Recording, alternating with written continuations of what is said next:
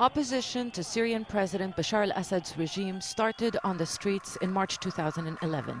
Many people paid with their lives for demanding change and reform. 4 months later, it was no longer a non-violent struggle. The people fought back. Then came the first attempt not just to form a political leadership, but a political body to represent the grassroots movement. The Syrian National Council was born in August 2011. But it didn't take long for internal rifts to emerge. It wasn't just that. The council failed to connect with the protesters on the streets. The West grew impatient and asked for a leadership that could speak to every segment and every geographic part of Syria.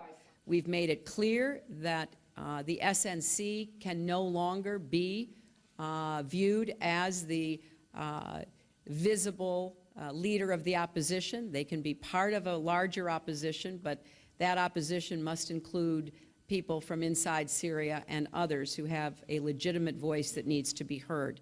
So in November 2012, the Syrian National Coalition was founded in Doha. It was considered to be a more representative body.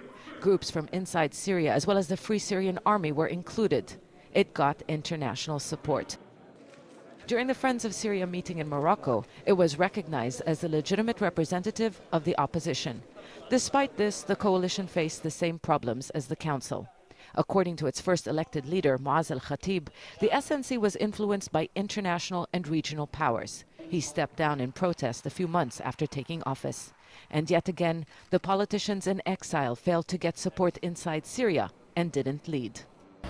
To a certain extent, the division among the Syrian opposition gave the regime a lifeline.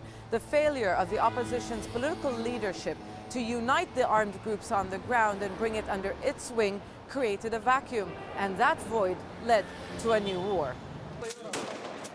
A war against the armed group Islamic State in Iraq and the Levant within the rebel-controlled north of Syria. The lack of leadership allowed al-Qaeda-linked groups to grow in strength. That, in turn, affected Western support for the rebels and intensified efforts to find a political settlement. It was after much reluctance and resignations, as well as international pressure, that the SNC decided to attend the so-called Geneva II conference. Boycotting the talks would have risked losing support from the West. Attending risks undermining whatever legitimacy it has left inside Syria, especially if nothing is achieved. They don't have much to fall back on. On the ground, the regime has the upper hand, and it has repeatedly said it is not handing over power.